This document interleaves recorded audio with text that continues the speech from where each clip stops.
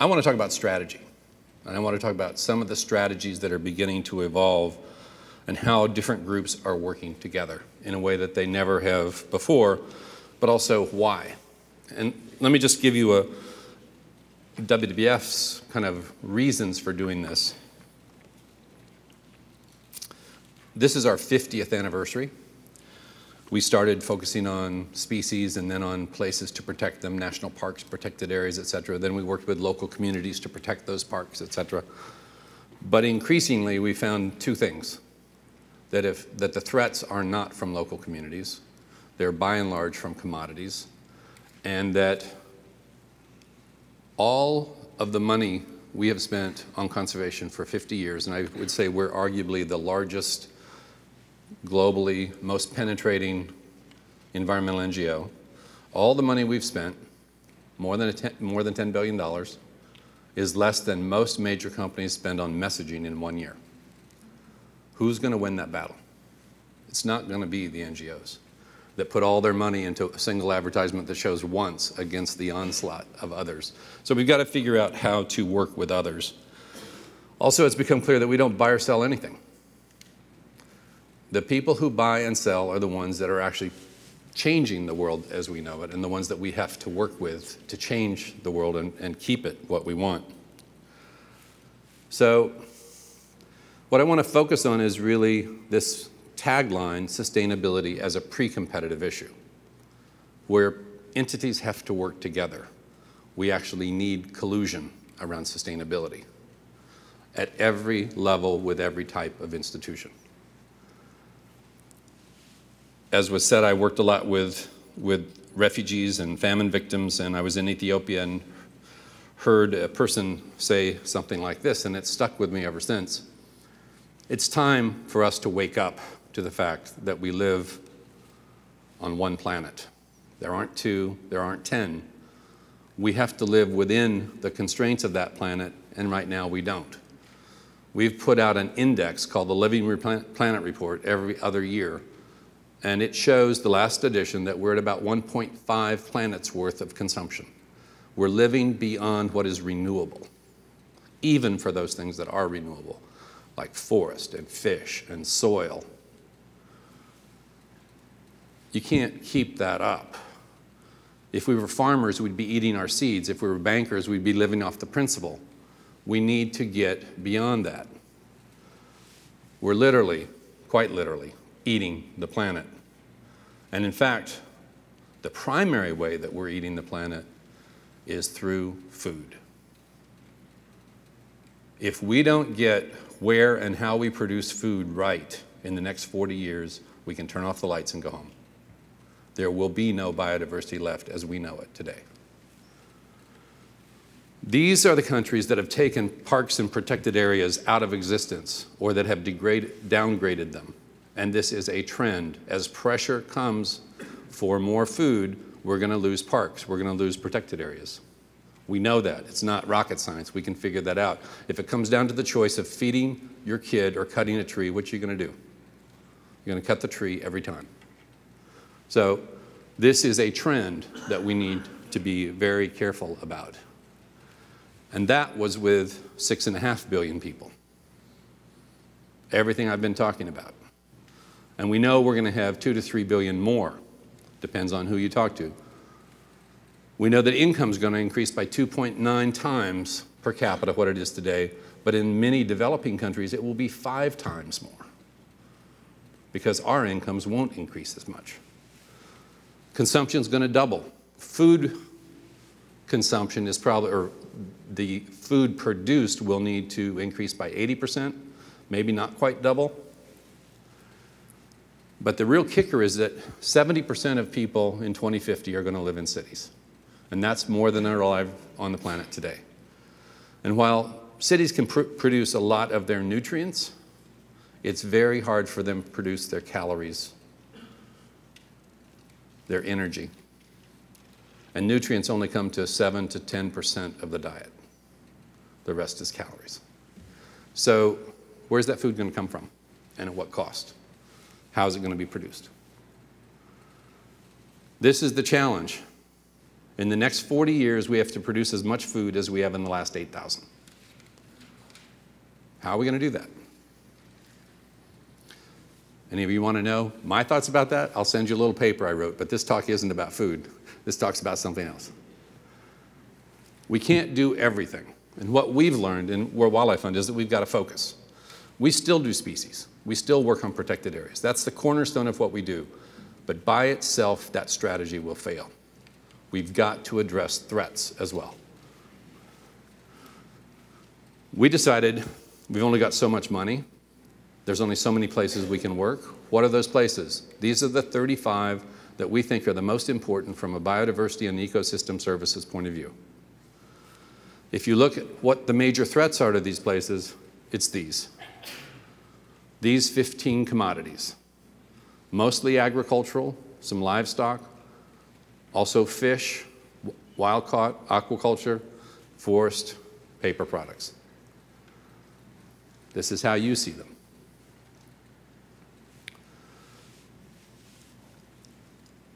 Where do we start? Who do we work with? How do we work on these issues? This is new ground for us. So we decided we needed to map it out. There's 6.8 billion consumers, give or take, maybe closer to 7 today. Do we work with all those? They speak 7,000 languages. Most of them only speak 1 or 2. How do we get messages to them? Do we work with the 1.4 billion producers of all these different products? Do we change the way they produce things? Or do we focus on the narrower neck, the pinch point in each of these commodities where 300 to 500 companies control 70 to 80% of each of those 15 commodities that we care about? We decided that this is the strategy that we could actually get our arms around. Working with 300 to 500 companies could be a lot easier than working with 7 billion consumers or 1.4 billion producers. And so we started to map out these are 9 of the commodities we care about. What are the big companies that play out for each of those? And this isn't ranked because that would kind of give away a lot of our research that took us about 4 years to put together.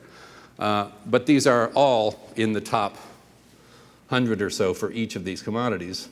And lo and behold, when we put them up side by side, we started to see that the same companies start to show up over and over again. Cargill is everywhere. Other companies are in many places too. When we did a second analysis, we said, okay, let's take the 100 companies that are the biggest and figure out which one of those, what percentage of the total markets of all 15 of our commodities they represent. Turns out the 100 largest companies represent 25%. They touch 25% of the trade in all 15 commodities. 100 companies is even easier to get your arms around. Not necessarily easy to work with, but at least you can conceptually see how you might begin to do it. 25% is important because 25% of demand, if we can get those companies to say, we want to buy these products produced more sustainably, that leverages 40 to 50% of production because producers will change to sell into those markets. And they'll overshoot, and you'll have seasonality issues, and you'll have all kinds of things. So you'll actually get 40 to 50%.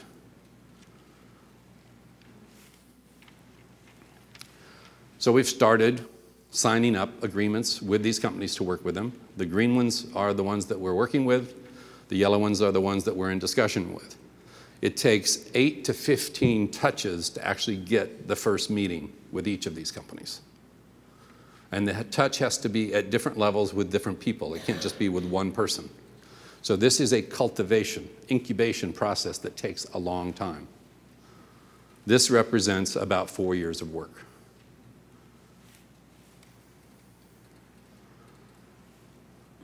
It's not going to work. One company at a time is not going to work fast enough. We can learn a lot. We can develop solutions. We can develop strategies. But in point of fact, we've got to roll this thing out fast. We don't have time to wait. We're losing forest. We're losing wetlands. We're losing savannas every year.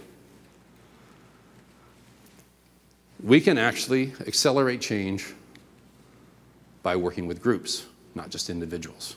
So how do we bring groups together?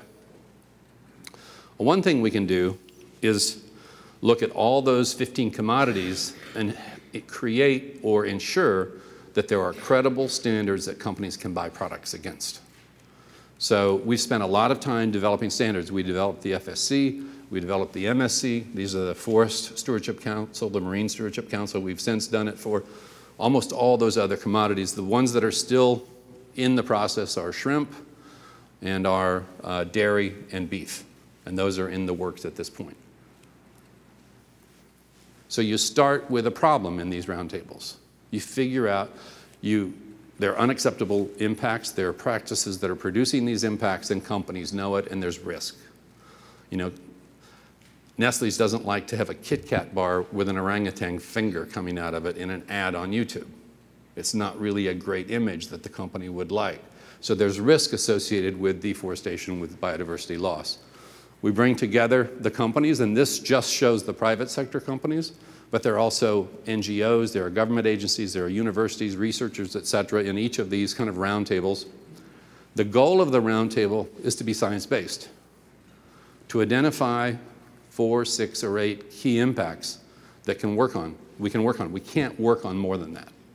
But 4 to 6 to 8 impacts cause 70 to 80% of the damage we care about. So if we get the 4 to 6 right, then we can move forward. We build consensus. A lot of the work of roundtables is to build consensus not only about what to work on, but how to work on it and what acceptable standards would look like later. And then you bring scientists and researchers to come in and actually fine-tune the standards and actually make sure that they reflect reality on the ground. So when these standards are developed, and they're all either done or in process, our goal is that by 2020, 25% of global trade will be purchased and produced against those standards verified by third parties.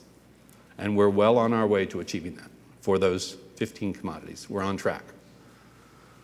But the reason we got interested in those 15 commodities is because they represent such a significant threat to the places we care about.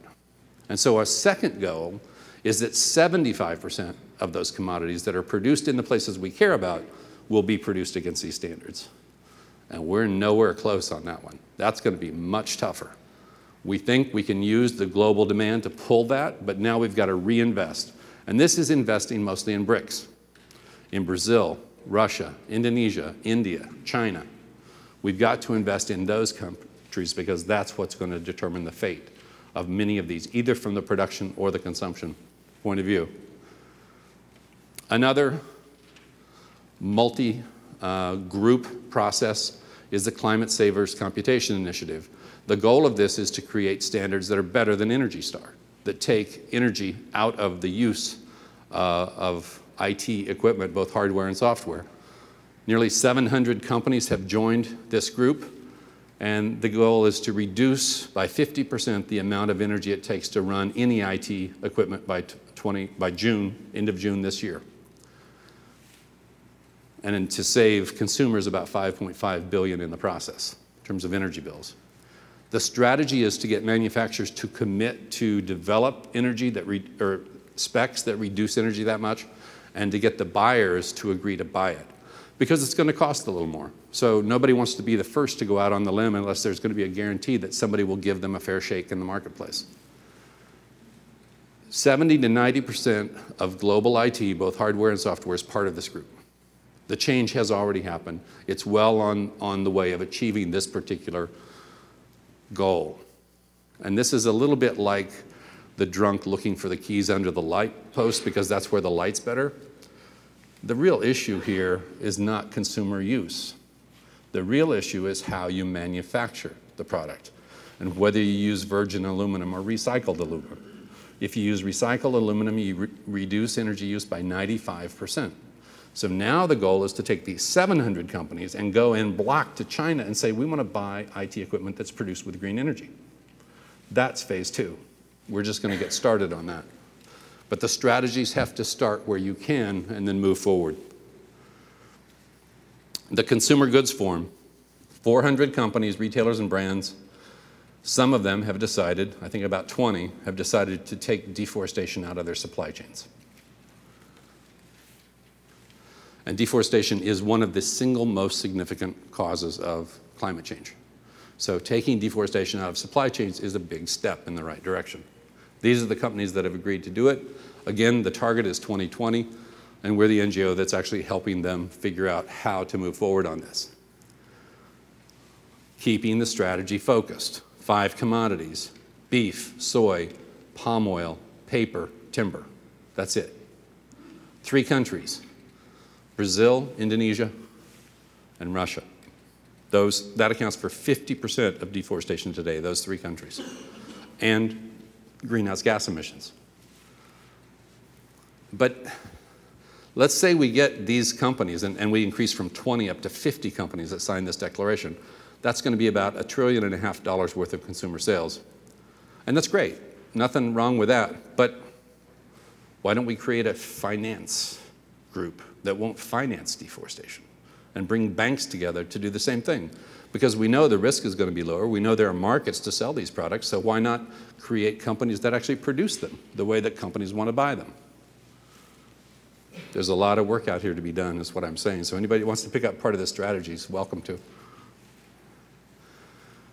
Environmental externalities.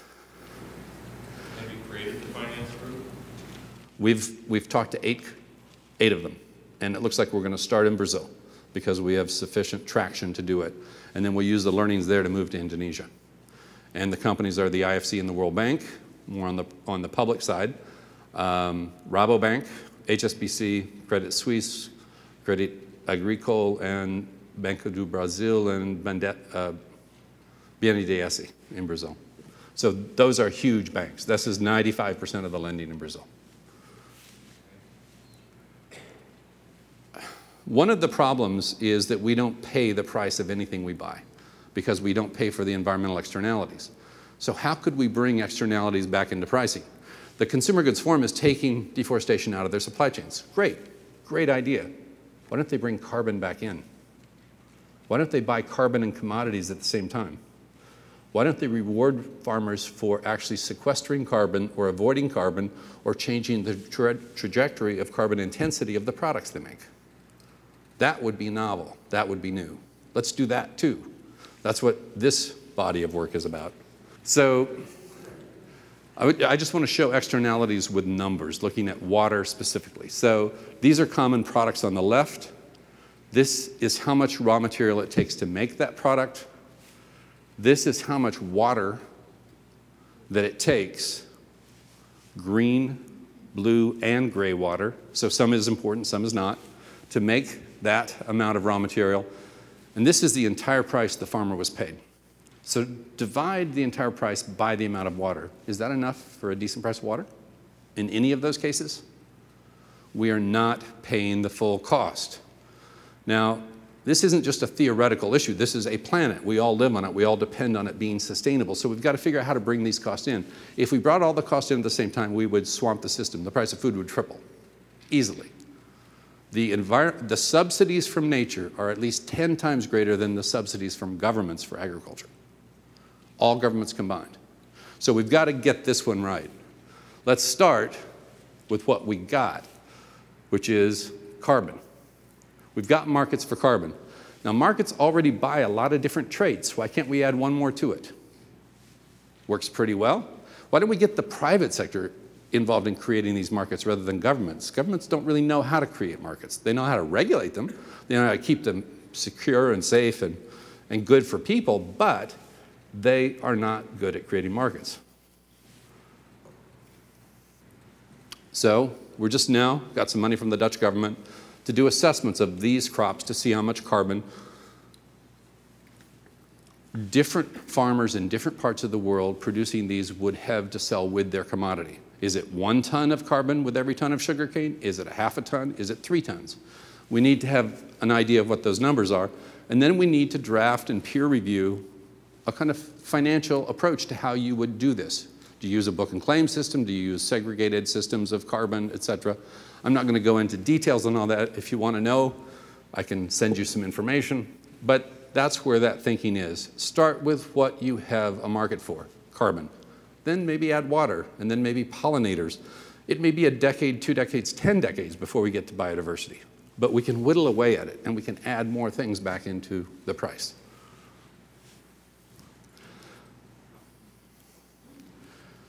It's about risk and it's about opportunity. The one thing the private sector gets now in the middle of a recession better than ever is we live on a finite planet.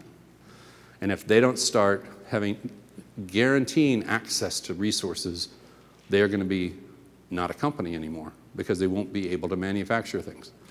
So carbon for those companies is a loss leader.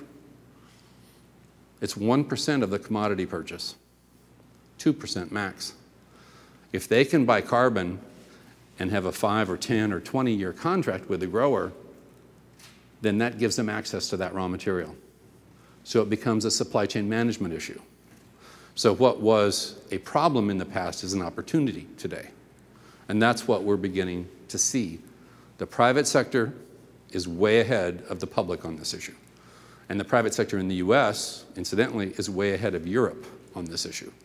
So we need to play them as they lay. We need to figure out what the realities are of the different actors we're trying to change and then use their language to do it. I have found that the best message in my work over the last 20 years is not to talk, but to listen. If you want to know how to do something, listen to what the problem is, and then figure out a solution. And all too often, we go in with a message. And it may be vetted past, the right focus groups and the right other groups, but you got to talk and listen to the people that you're trying to change. So companies need to be competitive to pursue their own strategies, absolutely. But on a finite planet, sustainability really is a pre-competitive issue. The challenge is going to be to define what are the boundaries between what's competitive and what's pre-competitive, and I think that's what the next 10 years is going to be spent on, and that's certainly what I plan to spend my next 10 years on. The final question is who's going to manage the planet?